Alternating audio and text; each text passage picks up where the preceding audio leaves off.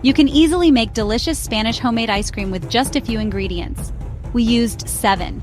These are simple steps, whether you use an ice cream maker or opt for a no-churn recipe. From the Panama Canal to the hills of Brazil, all are sure to love it. Let's get started. The basic ingredients. This is for classic vanilla ice cream. You'll need 2 cups heavy cream, 1 cup whole milk, 1 cup of brown sugar, 2 teaspoons vanilla extract, and 2 cups of original grain granola cereal. If you don't have an ice cream maker, you can make it without one. Combine ingredients. In a large mixing bowl, whisk together 2 cups heavy cream, 1 can of sweetened condensed milk, and 2 teaspoons vanilla extract until the mixture is smooth. Whip the cream. In a chilled bowl, whip the heavy cream until stiff peaks form. Gently fold the whipped cream into the condensed milk mixture to avoid deflating it. Freeze.